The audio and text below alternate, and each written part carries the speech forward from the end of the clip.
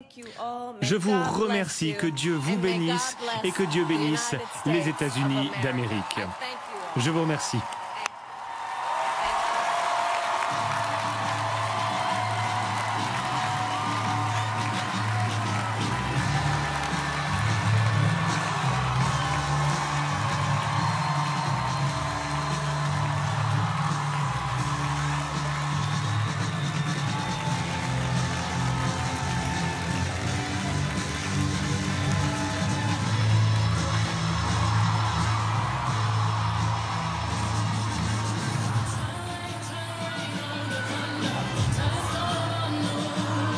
Voilà le discours de la candidate démocrate défaite Kamala Harris, rejointe sur scène par son mari Doug Emhoff. Nous devons accepter le résultat de cette élection. La transition du pouvoir se fera dans la paix et pourtant un discours offensif. Nous n'abandonnerons pas, je n'abandonnerai pas. Il ne faut jamais baisser les bras. Apolline de Malherbe, Patrick Sauce, ce qui frappe dans ce discours, il n'y a pas l'ombre d'un mea culpa après la débâcle de la candidate démocrate Kamala Harris dans cette campagne qui a perdu très largement face au candidat républicain Donald Trump. Pas l'ombre d'un mea culpa, pas l'ombre d'un début de leçon. C'était même presque religieux. Je vous dis ça parce que justement, derrière nous, vous le voyez, il y a un certain nombre d'étudiants qui sont un peu déçus parce qu'ils sont arrivés trop tard, les portes étaient déjà fermées. Ils ont été contraints d'écouter le discours sur leur téléphone portable. Donc c'était assez silencieux ici, ils écoutaient. Et nous, on s'est dit avec Patrick, quand ça s'arrête, ils vont peut-être applaudir ou réagir. Non. Bah écoutez, vous voyez, ils sont là, il y a autant de journalistes que d'étudiants et ça s'est terminé comme ça. Chacun a eu sa façon de le voir. Apolline, moi je trouvais ça un peu gnangnan pour tout vous dire. Un peu gnangnan, un peu religieux. Voilà. Moi, j'ai eu l'impression qu'il s'agissait d'un discours de remise de diplôme au 4e année. On est à la fac et vous aviez la doyenne de l'université qui enchaînait, allons-y, hein, gaiement, les poncifs sur les milliards d'étoiles que vous êtes dans l'univers et vraiment la lumière qui viendra, le combat pour la gentillesse. Grosso modo, vous qui allez entrer dans la vie active après vos 4 ans d'école et d'université à Howard, eh bien, il faut se retrouver c'est les manches. Et c'est vrai que ce combat pour la gentillesse, quand vous dites, Benjamin, qu'il n'y a pas eu de mea culpa, ça n'a pas marché, ça n'a pas marché, vous avez le droit de trouver ça terrible ou pas, mais il se trouve que ça n'a pas fonctionné, il n'y a pas eu de campagne qui était mauvaise. Par définition, une campagne est bonne si elle réussit. Et là, on remercie Joe Biden, on remercie la terre entière. Nous devons accepter le résultat, c'est ce que je vous disais juste avant. Mais en fait, tout le monde l'a fait. Donc ce discours, encore une fois, très court, très calqué, pardon, mais sur les prompteurs, eh ben, il restera pas dans les annales non plus. On est sévère, hein, Apolline. Non, on est un peu sévère. On essayait pourtant de pas trop l'être, hein, oui, Patrick, en toute sincérité. Et on sent ici, effectivement, mais même pas vraiment beaucoup d'émotions. Au fond, les gens sont assez résignés. On vous retrouve dans un instant, Apolline de Malherbe, Patrick Sauce. C'est vrai, Rim Momtaz, que c'est assez étonnant. On chronique depuis ce matin l'échec de la candidate démocrate Kamala Harris en expliquant qu'elle a perdu sur l'économie, qu'elle a perdu sur l'immigration, que l'enjeu qu'elle a essayé de mettre au cœur de cette élection, la question de la démocratie, cela n'a pas fonctionné auprès des électeurs. Rappelons qu'elle a invoqué le péril fasciste concernant Donald Trump. Et elle fait ce discours en continuant de marteler les mêmes messages et en disant s'il y a des heures sombres, vous, effectivement, serez les étoiles qui rallumeront la lumière. Comme si les leçons de cette défaite, il faut dire qu'il est tôt, n'avaient pas été tirées. Je pense que c'est vraiment ce qui ressort de ce discours que j'ai trouvé assez mauvais. C'est assez incroyable. Elle n'a pas prononcé une fois le mot inflation.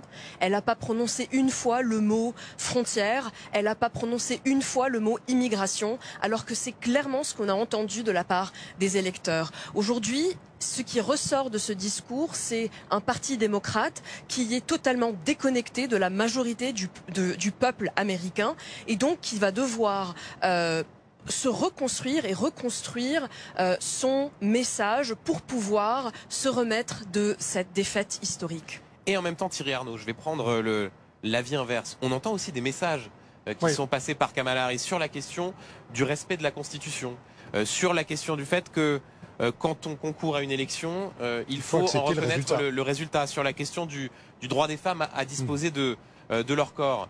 Ça aussi, c'est des messages qui pourraient résonner dans les mois qui viennent, et cela n'enlève en rien, Rime, aux errements stratégiques de la campagne de Kamala Harris. Pour emprunter une métaphore à la politique française, on peut dire qu'elle était droite dans ses bottes de ce point de vue. Kamala Harris, on convoque Alain Juppé ici à New York. On convoque Alain Juppé ici à New York. Une fois n'est pas coutume, je suis pas d'accord avec Rime. Je pense que c'était pas le moment de parler d'inflation ou d'immigration. Ça, c'était le temps de la campagne. En revanche, reconnaître la déconnexion, reconnaître le travail à faire pour aller revenir au contact de l'Amérique qu'on a perdu. Vous me montriez tout à l'heure, et on en parlait, ce tweet de quelqu'un qui dit quand on ne parle plus à la classe, quand on abandonne la classe ouvrière, il ne faut pas s'étonner que la classe ouvrière vous abandonne. Et effectivement, on l'a ressenti tout au long de sa campagne, ce sentiment d'abandon, d'être négligé, de n'être pas écouté. Et cette campagne qui a été totalement à côté de la plaque. Elle aurait pu trouver les mots pour le reconnaître. C'est au fond cette touche d'humilité, je trouve, qui a vraiment manqué dans ce discours. Je continue à vous faire réagir, mais juste avant, Apolline et Patrick, vous êtes avec des soutiens de Kamala Harris qui ont écouté ce discours de défaite. Que disent-ils? Deux jeunes étudiantes qui sont avec nous. Hi, thank you for answering our questions. Merci de répondre à nos questions. Hailey, Maya, vous êtes toutes les deux étudiantes ici à l'Université Howard. Je vous ai vu suivre cette prise de parole sur votre iPhone. Quel est votre état d'esprit à présent? Ce matin, je me suis réveillée en tant que femme noire et j'avais l'impression d'être un petit peu perdue. Mais je n'étais pas abattue. Évidemment, je tiens à dire à toutes celles et ceux qui pensent que cela va arrêter quelque chose, que ça va changer quelque chose. Non, ça ne va pas changer le changement. Oui, c'était un petit peu doux et amer. J'étais un petit peu perdue, mais je ne pense pas que ce soit la fin pour nous. On ne peut qu'avancer. J'ai foi en notre pays. Je pense que la prochaine fois, nous prendrons la bonne décision. Vous avez entendu Kamala Harris. L'un des messages principaux était qu'il fallait se battre et être aimable. Est-ce possible en 2024 aux États-Unis? Oui, à 100%. C'est tout ce qu'on peut faire d'ailleurs. Il faut être gentils les uns avec les autres. Il faut se soutenir mutuellement. Est-il possible de se battre en même temps? Oui, j'ai beaucoup aimé dans son discours le fait qu'elle accepte la défaite avec énormément de grâce. C'est quelque chose que l'on devrait tous savoir. En définitive, nous sommes tous humains. Nous devons nous unir. Les partis ne comptent pas. Nous sommes tous humains. Nous vivons tous aux États-Unis de toute manière. Et vous remarquez qu'elles disent toutes les deux qu'elles ont foi en leur pays, foi en l'Amérique. On vit tous en Amérique. That's what you just said. Thank you so much. Thank you. Voilà pour le témoignage de deux étudiantes qui viennent d'écouter ce discours de défaite. Alexandre Mindel, vous au contraire, vous étiez plutôt convaincu par le discours de la candidate défaite. Encore plus nulle. Ah oui, elle est très mauvaise oratrice. Elle ne sait pas raconter une histoire en entier. Et c'est vrai que Trump n'a pas arrêté de se moquer en parlant de salade de mots, qu'elle finissait pas ses phrases. Là, c'était plutôt, elle faisait un effort. Moi, je l'ai souvent comparée à la Ségolène Royal américaine. D'ailleurs, elle va finir exactement. Enfin, j'espère qu'elle ne sera pas chroniqueuse chez vous, mais alors, non, pas encore. Je ne sais pas si dans votre bouche c'est effectivement un compliment que vous venez de faire. Non, mais c'est une piètre oratrice. Ce soir, j'ai trouvé plutôt sincère, et je trouve que ça change un peu. Par ailleurs, bon, vous disiez que c'est dommage qu'elle n'ait pas parlé d'inflation, d'immigration. Là, elle s'adresse à des partisans déçus. C'est peut-être pas le moment et c'est peut-être pas l'endroit. Enfin, ni même dans la tradition américaine. Et on continue de décrypter effectivement ce discours. On va aller en Floride, près de la résidence de Donald Trump, retrouver Maxime Soutek et Pauline Simonet. De l'État de Washington jusqu'en Floride, le regard que l'on porte sur ce discours de défaite, alors que vous êtes, Maxime, Pauline, à quelques mètres du vainqueur de Donald Trump. Oui, mais ce qui est intéressant justement, Benjamin, c'est que après ce discours, c'est donc la troisième fois de la journée que l'équipe de Kamala Harris ou l'équipe de la Maison Blanche insiste sur le fait que la transition va devoir se faire dans la paix, en respect de la Constitution, que tout doit se faire dans le calme. Il y a eu d'abord un message de Kamala Harris par téléphone, il y a eu ensuite un message de Joe Biden par téléphone en disant « je suis prêt à vous aider ». Et là, ce soir, à nouveau, dans son discours, Kamala Harris dit on est là pour aider, pour faire en sorte que la transition se passe bien. On insiste vraiment pour qu'il ne se reproduise pas ce qui s'est passé il y a 4 ans. Et d'ailleurs, les mots qui ont été donnés par la campagne de Donald Trump également, hein, qui dit qu'il a félicité Kamala Harris pour sa force, pour son professionnalisme, sa persévérance dans sa campagne. On est vraiment dans une volonté évidemment d'avoir cette tonalité, cet apaisement. Mais on a noté quand même évidemment dans ce discours de Kamala Harris une pique à Donald Trump lorsqu'elle a dit qu'elle l'a appelé, qu'elle l'a félicité bien sûr, que c'est important de reconnaître sa défaite. Reconnaître sa défaite, c'est ce qui est le fondement d'une démocratie et qui distingue une démocratie d'une tyrannie. Évidemment, quand on pense à ce qui s'est passé il y a 4 ans, c'était dirigé directement sur Donald Trump qui, on imagine bien, ne reviendra jamais sur ce qui s'est passé en 2020, ne reconnaîtra jamais cette défaite-là. Ça fait partie désormais de son ADN. Et là, l'autre point important, c'est que pour que la transition se fasse, il faut que les deux équipes se parlent. L'équipe de Biden-Harris d'un côté et l'équipe de Trump. Or, on sait que dans l'équipe de Trump, il y a beaucoup de renouvellement. Il y a beaucoup de gens qui sont partis par rapport à il y a 4 ans. Ivanka, Jared Kushner, Ivanka notamment la fille, elle a dit moi c'est terminé, plus de Maison Blanche pour moi. Donc il va falloir que les liens se retissent d'une certaine manière avec une toute nouvelle équipe. Et certains disent le problème c'est que dans cette équipe il n'y aura pas d'adultes forcément. Il y aura plus d'adultes dans la pièce. C'est l'expression consacrée. C'est vrai, avec des personnes qui sont pas du tout issues du monde politique. Hein. S'il suit bien ce qu'il a dit pendant sa campagne, il y aura Elon Musk autour de lui, il y aura Robert Kennedy Jr. également autour de lui, des gens alors Robert Kennedy qui lui est dans la politique mais avec des idées effectivement très différentes de celles de l'actuelle administration. Donc on verra comment ces personnes complètement différentes vont petit à petit rentrer dans le jeu. Mais c'est vrai que c'est ça, et c'était ça le message aujourd'hui de Kamala Harris, et c'est l'idée qui est ces 2 mois et demi, c'est long aux États-Unis, hein. Ça se passe pas comme ça évidemment en France ou dans d'autres pays. 2 mois et demi justement pour pouvoir se donner les informations, pour pouvoir petit à petit se préparer à prendre le pouvoir. Et c'est ça qu'il faut retenir ce soir, c'est voilà, le fait que les équipes, en tout cas l'équipe démocrate, insiste sur le fait que tout doit bien se passer calmement et dans la paix. C'est le terme employé ce soir par Kamala Harris. Et on vous retrouve dans un instant, Maxime Switek, Pauline Simonet, en direct de Mar-a-Lago. Chloé Dembrowski, bonsoir, vous êtes francophone à New York, ex-PDG du Disaster Recovery Institute international. Votre regard sur ce discours, on se souvient du discours lugubre d'Hillary Clinton en 2016, qui effectivement avait perdu face à Donald Trump. Là, c'est vrai que l'étonnement de ceux qui découvrent ce discours, c'est que Kamala Harris sourit. Il n'y a pas de mea culpa, il n'y a pas de retour sur les errements de cette campagne. Au contraire, c'est un message extrêmement politique qu'elle a voulu faire passer. Bah oui, c'était évidemment moins lugubre que celle de Hillary Clinton en 2016. Mais quand même, ce que j'essaie à faire est de me mettre dans les chaussures des jeunes femmes qui sont là. Et peut-être ça, c'est leur naissance politique.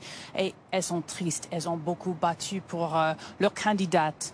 Et maintenant, ils veulent un peu être soigné par elle, par ses mots, par ce discours que j'ai trouvé assez bien réussi pour Kamala Harris. Je suis d'accord que ça, c'est pas vraiment son milieu, mais les salades de mots sortent plutôt pendant les entrevues, pas pendant les discours. Alors, c'était assez réussi pour ce qu'elle doit faire. Évidemment, ces discours, les derniers discours des candidats sont assez tristes quand même. Il est quasiment 22h50 et vous continuez de suivre cette émission spéciale sur BFM TV ici en direct des États-Unis à New York. Nous vous faisons vivre cette folle journée au lendemain du comeback le plus spectaculaire de l'histoire politique américaine, l'élection de Donald Trump, 47e président des États-Unis. Il y a quelques instants, vous avez pu suivre en direct sur BFM TV, le discours, la première prise de parole de la candidate défaite Kamala Harris, qui a appelé à accepter le résultat de cette élection. Nos équipes sont partout en fil rouge à Washington, dans le District of Columbia, Apolline de Malherbe et Patrick Sauce. Juste en dessous, vous pouvez voir Maxime Switek et Pauline Simonet qui sont bien à quelques mètres de la résidence de Donald Trump, Mar-a-Lago, et également Igor Saïri et Elise Phillips en Géorgie. Le dispositif est exceptionnel. Toutes les équipes sont mobilisés pour décrypter les enjeux de cette élection et le résultat. Je le disais, la candidate démocrate défaite qui vient de prendre la parole. Écoutez un extrait du discours de Kamala Harris, c'était il y a quelques instants. Nous vivons différentes émotions. Je sais, mais nous devons accepter le résultat du scrutin. Un petit peu plus tôt dans la journée, je me suis entretenu avec le président élu Donald Trump et je l'ai félicité pour sa victoire.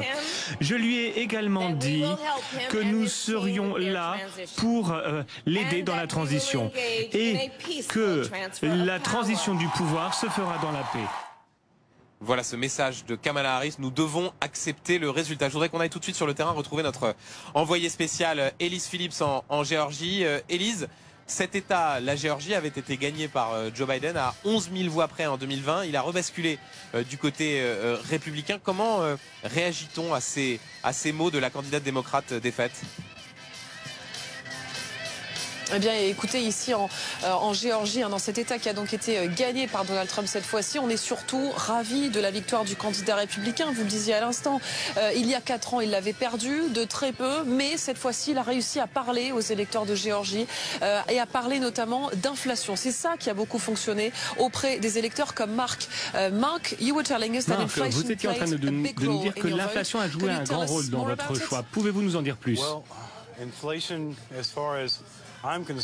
Eh bien, pour moi, l'inflation, quand je fais les courses, je vois que les prix ont énormément augmenté. Même moi qui gagne plus d'argent que d'autres,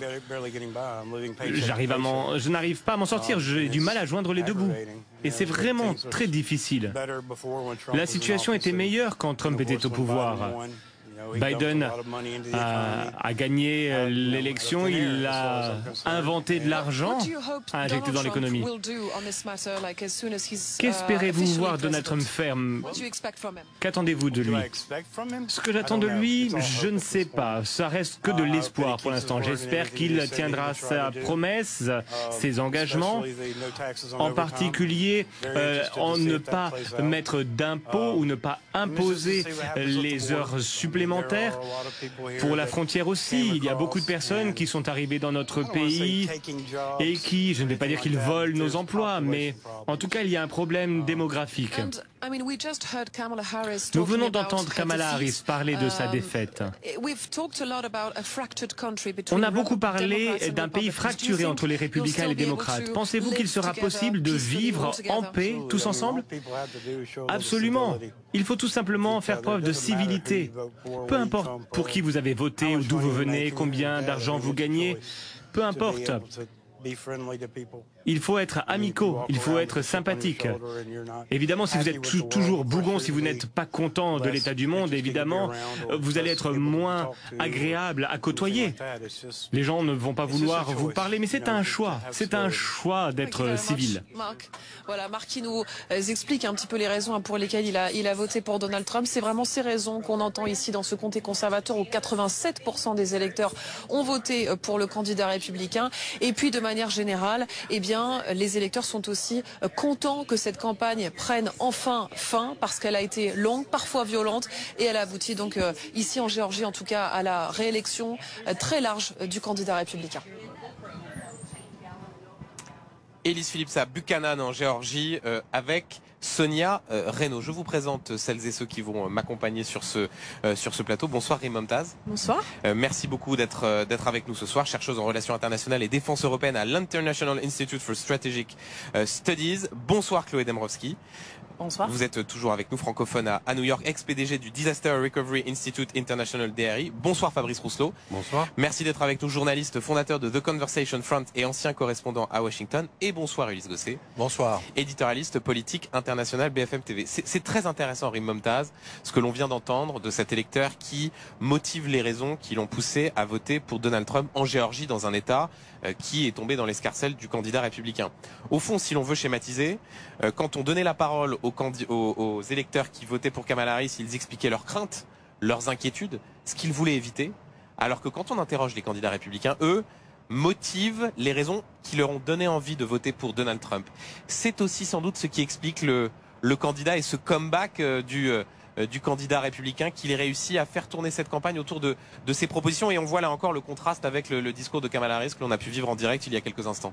Je pense qu'il y a une vraie différence entre le positionnement républicain et le positionnement démocrate. Quand on vote républicain, on vote pour une plateforme avec des mesures très définies et très faciles c'est facile de se rappeler de ces mesures. Quand on essaye de voter pour les démocrates, on vote contre, en général, Donald Trump. Ça fait 3 élections que les électeurs des démocrates, en grande partie, votent parce qu'ils ont peur de ce que Donald Trump pourrait faire.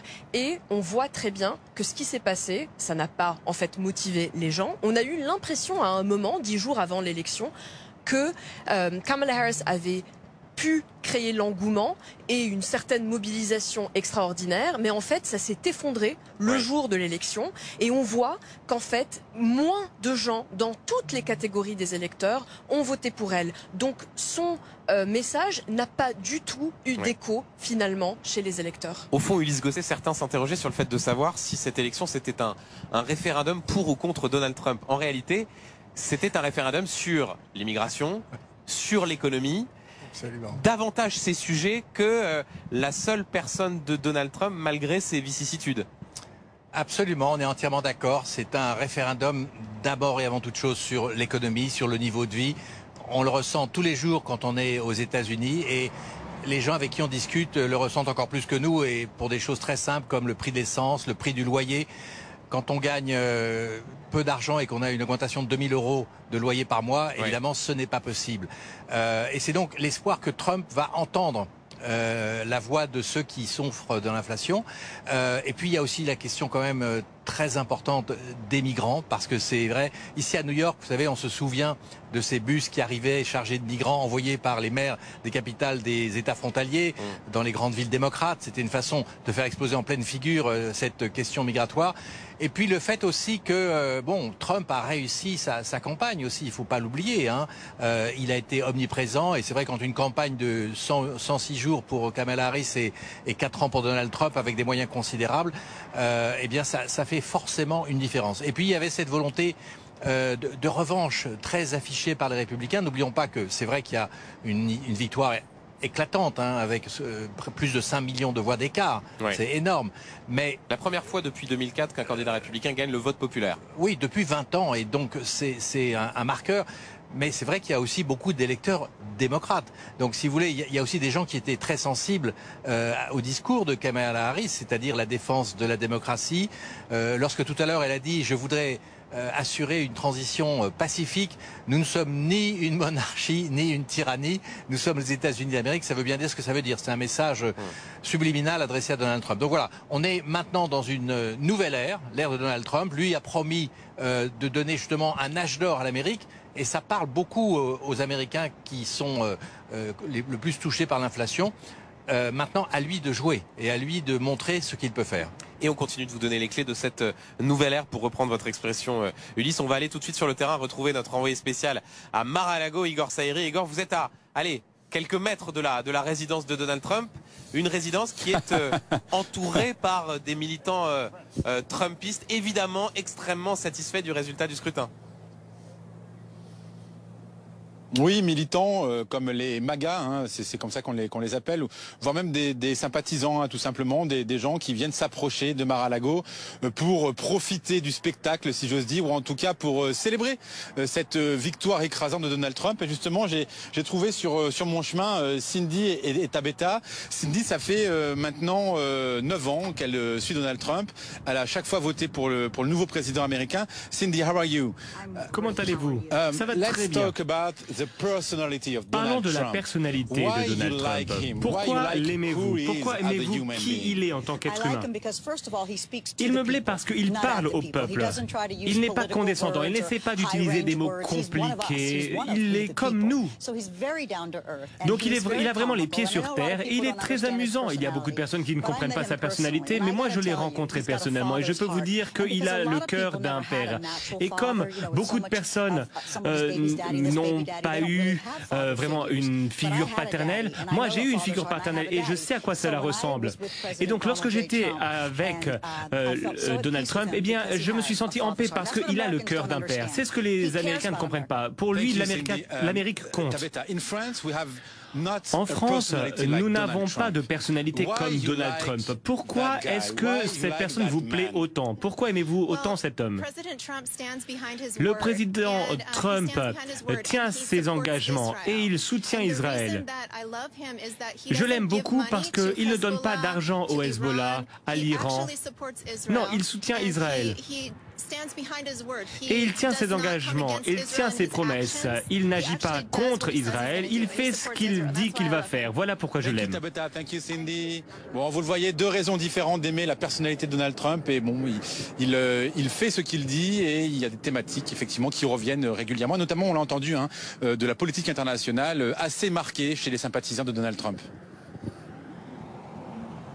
Igor Saïri en direct de Mar-a-Lago avec Hortense Gérard. Il est 23h passé d'une minute et vous continuez à vivre cette émission spéciale ici aux États-Unis en plein cœur de New York au lendemain du comeback le plus spectaculaire de toute l'histoire de la politique américaine, sans doute même encore un peu plus celui que l'on donnait pour mort politiquement il y a 2 ans, condamné, inculpé pour tentative de coup d'État, retrouvera dans quelques semaines le bureau ovale avec encore davantage de pouvoir qu'il n'en avait en 2016, une Cour suprême remodelée à sa main, un Sénat républicain. Nos équipes sont partout sur le terrain à Washington avec Apolline de Malherbe et Patrick Sauce, alors que la candidate démocrate Kamala Harris a fait son discours de défaite, c'était il y a quelques minutes, avec Anthony Lebos pour nous rappeler et nous décrypter les résultats État par État, compté bien sûr dans ces États clés où tout s'est joué. Je voudrais qu'on aille retrouver Maxime Switek et Pauline Simonet. Maxime, Pauline, vous êtes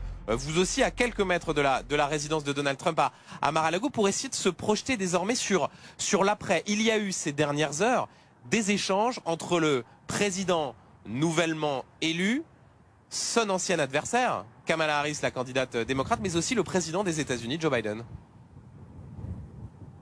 Oui, absolument, pas mal de coups de téléphone aujourd'hui pour Joe Biden. C'est un peu son retour parmi le grand monde. Alors le grand monde international, on en reparlera avec des coups de fil à Emmanuel Macron par exemple, des longs coups de téléphone au président français. Et puis effectivement, il faut commencer à organiser les choses pour l'après, pour la passation de pouvoir, pour la transition ici entre l'administration de Joe Biden et la future administration Trump. J'allais dire, d'habitude, tout est réglé comme du papier à musique. C'était le cas jusqu'à il y a 4 ans. Il y a 4 ans, ça avait été beaucoup plus chaotique. Évidemment, tout le monde s'en souvient parce que Donald Trump ne reconnaissait pas sa défaite.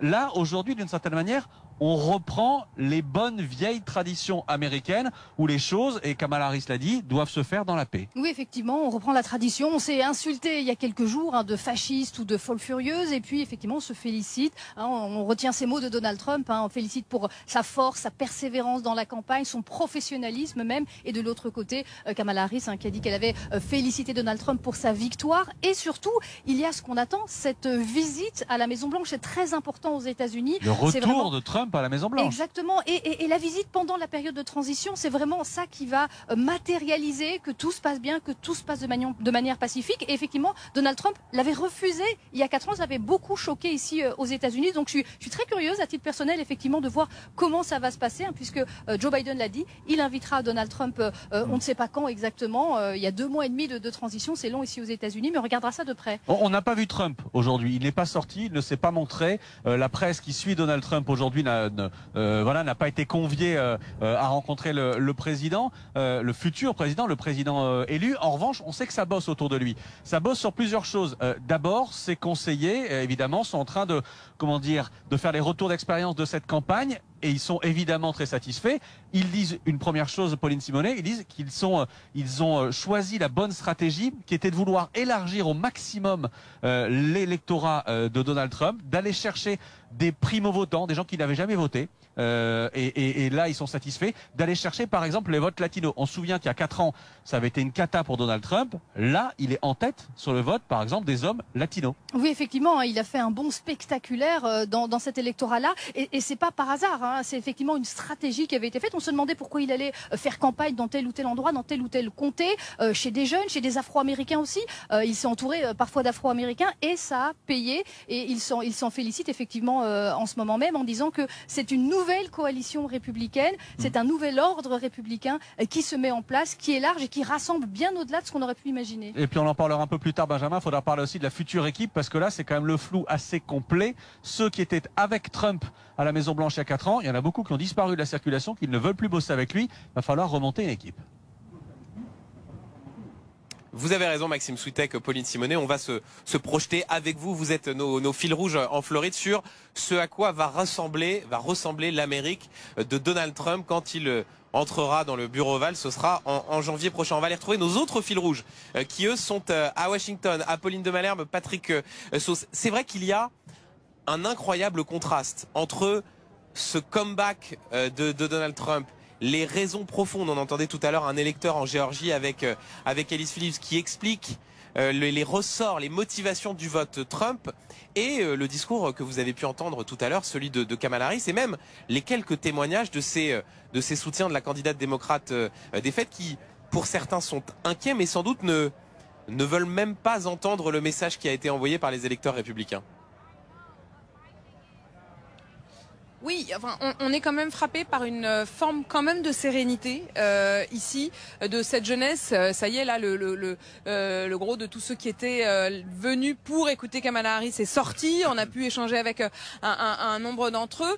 Et franchement, ils sont déçus, évidemment, mais ils sont assez sereins sur la solidité de leur pays, ce qui nous laisse entendre peut-être une forme de réconciliation possible. Les deux jeunes filles que vous avez entendues tout à l'heure à l'antenne, qui avaient vraiment cette volonté en tout cas, et qui disaient: nous sommes au fond tous issus de la même Amérique, nous croyons dans notre pays. Alors après, la question c'est de savoir si le camp adverse sera prêt à accepter cette sorte d'apaisement ou d'envie de retrouver une unité, mais c'est quand même ce qui ressort de cette jeunesse assez sereine. Oui, cette jeunesse ici qui est politisé dans le sens très objectif du terme, c'est-à-dire qu'on inculque des valeurs ici qui font que vous pouvez finir par être procureur de Californie, vice-présidente et candidate, même si elle a perdu. Ensuite, il y a une différence avec la France, c'est-à-dire que lorsque vous avez une défaite électorale, vous repartez très vite. Apolline, vous le savez mieux que moi, vous qui suivez la politique en France.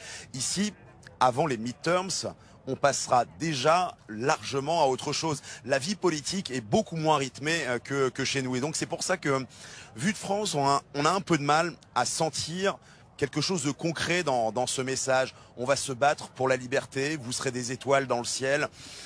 Qu'est-ce que ça veut dire, alors même que ces jeunes n'iront pas voter avant 2 ans? On l'a vraiment ressenti, mais d'ailleurs on l'a ressenti globalement hein, sur tous les électeurs ici. Moi j'avais oublié, j'avoue un peu naïvement, peut-être étant trop plongé dans la vie politique française, à quel point les Américains sont forgés dans la religion, quelle que soit leur religion d'ailleurs. Mais je veux dire, Dieu est omniprésent, la question spirituelle est omniprésente, elle est au-dessus de l'État en quelque sorte dans l'esprit de beaucoup. Et d'ailleurs, Dieu était très présent dans le discours de Kamala Harris. Il y avait quelque chose du sermon, presque d'un sermon évangéliste. Elle s'adressait à ses croyants presque en leur disant allez proclamer la bonne nouvelle. Il y a vraiment quelque chose de ça. Et c'est porteur d'espoir pour les Américains qui voient ça comme quelque chose de très positif au fond. Hein. Il y a ceux qui croient en Dieu et ceux qui n'y croient pas. Moi, je vais être un peu plus terre à terre pour terminer. Les gens sont crevés. Pardon d'être aussi vulgaire. Ils sont tellement fatigués. Ils n'arrêtaient pas de nous dire jusqu'à hier, ça y est, on va pouvoir passer à autre chose. Oui, Trump est passé, j'ai voté pour lui ou pas pour lui. Mais enfin, après ces mois et des mois de milliards, on entend bien les milliards dépensés pour vraiment mettre dans les oreilles de tout le monde qu'il y avait quelqu'un pour qui voter, ben, je peux vous dire que cette fatigue électorale, elle va s'arrêter, ça va faire du bien à tout le monde, au moins le temps de la transition. La société américaine est crevée. On vous autorise, Patrick, cette vulgarité. Apolline de Malherbe et Patrick Sauce en fil rouge à Washington DC. On va aller retrouver un de nos envoyés spéciaux, Naoufel Al-Kawafi. Vous êtes en Pennsylvanie à Reading. C'est un des États qui a fait basculer cette élection. C'était cette nuit les 19 grands électeurs qui sont allés tomber dans l'escarcelle du candidat républicain Donald Trump, président élu. Vous êtes, Naoufel, avec des soutiens du candidat républicain. Comment vivent-ils, on imagine avec le sourire, ce résultat et cet incroyable comeback de Donald Trump ? Depuis tout à l'heure, on nous parle d'une victoire historique. Donald Trump, selon les habitants avec qui on discute depuis tout à l'heure, est le seul à incarner l'espoir et l'avenir. On a très vite ici oublié Kamala Harris. La preuve, pour tout vous raconter, personne ici n'a regardé son speech, son discours de défaite. Preuve qu'elle n'a pas réussi à convaincre les classes populaires. On est justement aux côtés d'un soutien de Donald Trump. George, you told me you didn't have seen the speech of Kamala Harris.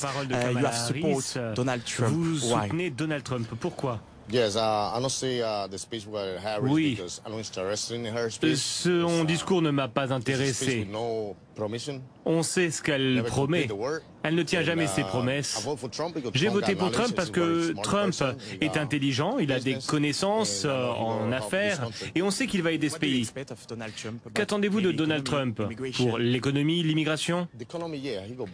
Oui, pour l'économie, oui, il va renforcer l'économie. Et je le crois.